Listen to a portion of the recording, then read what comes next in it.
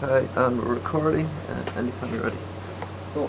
Okay, so I'm going to be doing a short film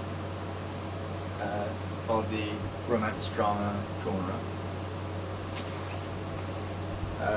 Plot is a teen learns to love himself when he meets someone special during the aftermath of his parents' divorce and the death of a close neighbour.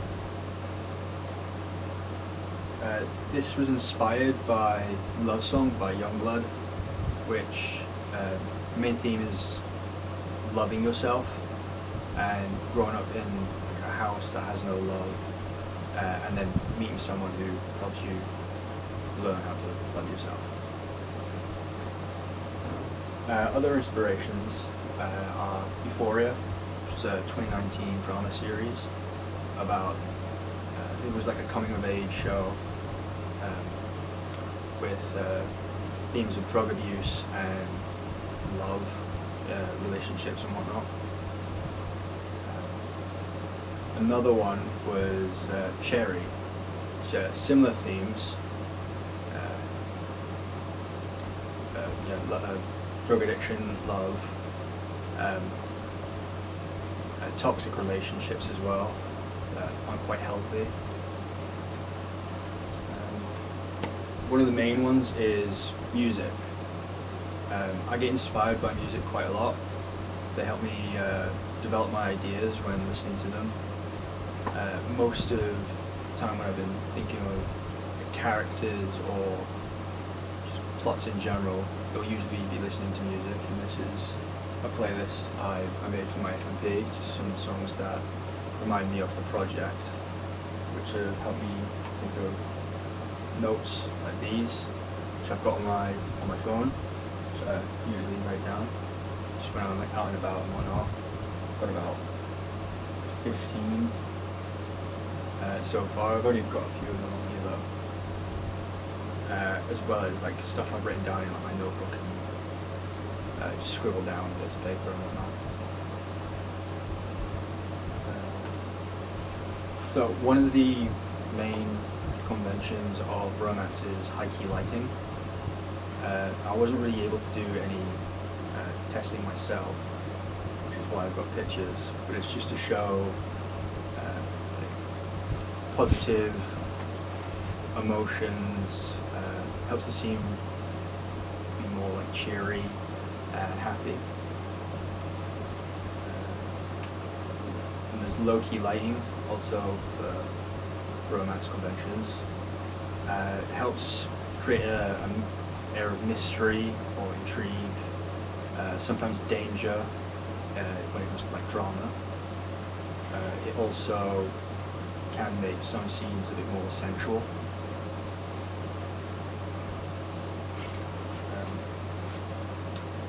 One of the things I found out while doing research on drama was shot reverse shot, which is just a technique to show the character's reaction when another one is doing something, like an action or speaking.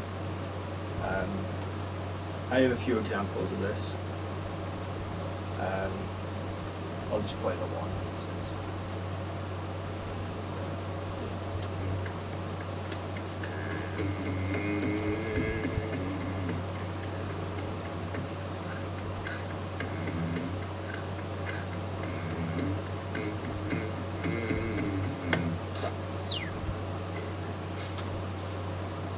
So we can see the reaction of Leonardo DiCaprio's character to the other as he's doing something a bit weird in a public place.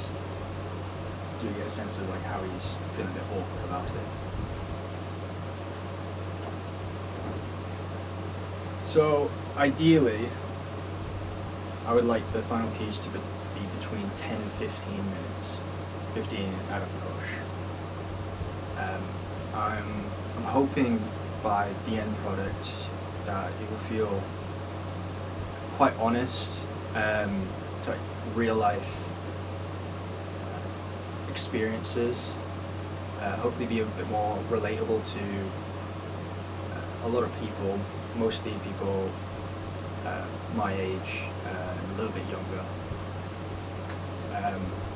One thing that I really want is when there's a lot of like happy kind of stuff on screen, I want people to get a sense of warmth. And then when it's the opposite, when it's a bit negative, I want people to really feel for the characters.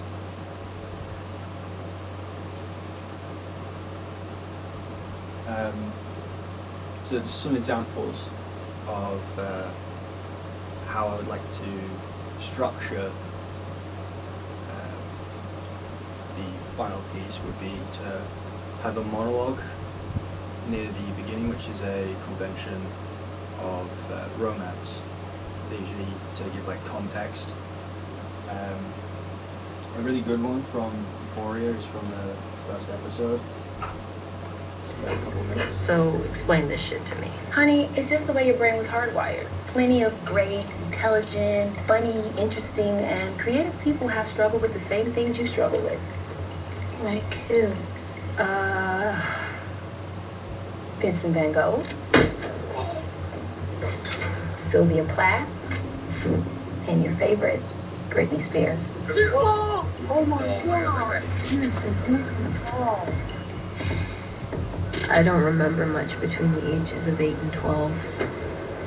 Just that the world moved fast and my brain moved slow. Okay. Does anybody have any idea what preposition is? And every now and then, if I focus too closely on the way I breathe, I die.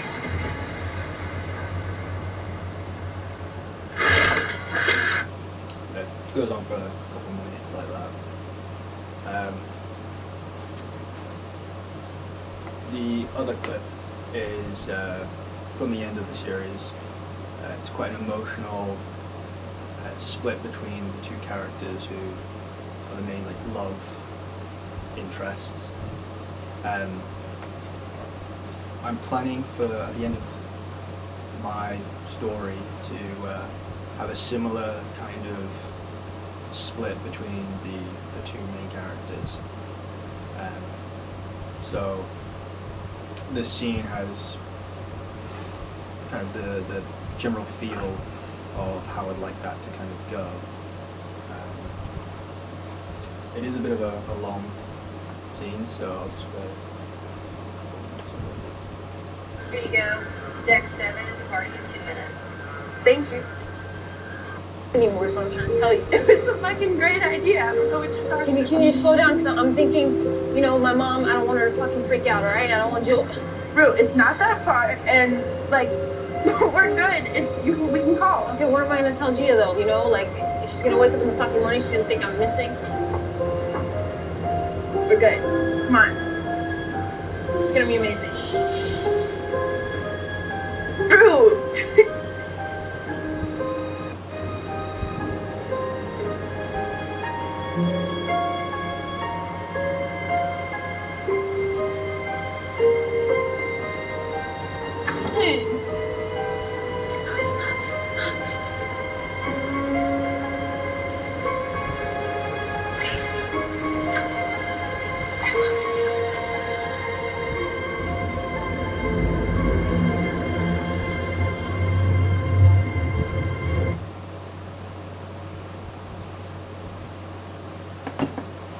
So, this is a clip from Cherry, just mainly towards the beginning. Throughout the whole film, it has narration to help the flow when like time has passed and it hasn't been shown, which is just something I've been thinking about doing with my own project. But I also quite like just how natural it sounds and feels to the viewers.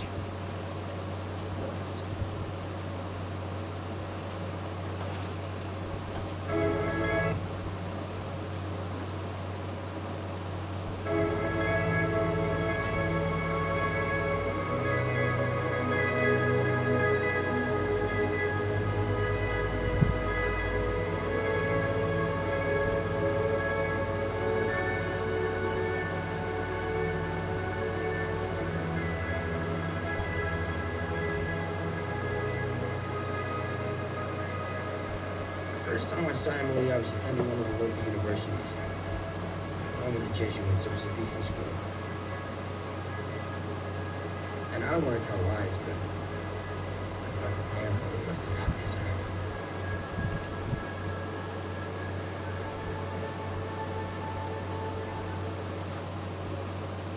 man? I also like how honest the monologue is as well. Kind of feels more human in a way, a bit more relatable to some people. It kind of really helps to get in the mindset of the characters as well.